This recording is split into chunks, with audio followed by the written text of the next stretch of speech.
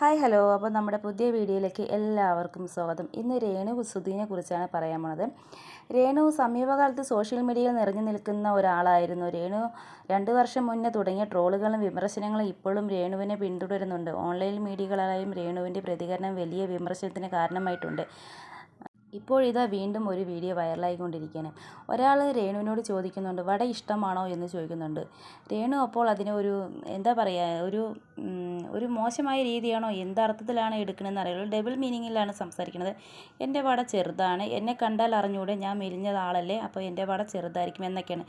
ഇതിനെ പ്രതികരിച്ചുകൊണ്ട് മഞ്ജു പത്രോസ് വന്നിട്ടുണ്ട്. വനിതാ ദിനത്തോടനുബന്ധിച്ചായിരുന്നു മഞ്ജു പത്രോസിൻ്റെ വാക്കുകൾ. ആണായാലും പെണ്ണായാലും ആത്മാഭിമാനം കളഞ്ഞുകൊണ്ട് ജീവിക്കുന്നത് നല്ലതല്ലെന്ന് പറയുന്നുണ്ട്. ഓരോ യൂട്യൂബേഴ്സിനും ഓപ്പോസിറ്റിലുള്ള ആളോട് സെലിബ്രിറ്റികളോടും ഡബിൾ മീനിങ്ങിൽ സംസാരിക്കുന്നു എന്നാണ് മഞ്ജു പത്രോസ് ഇപ്പോൾ പറയുന്നത്. നമ്മൾ എങ്ങനെ ജീവിക്കാൻ പാടില്ല, ആത്മാഭിമാനം കളഞ്ഞുകൊണ്ട് നമുക്ക് ജീവിക്കേണ്ട, നല്ല അഭിമാനത്തിൽ തല ഉയർത്തിപ്പിടിച്ച് ജീവിക്കണം എന്നാണ് മഞ്ജു പറയുന്നത്.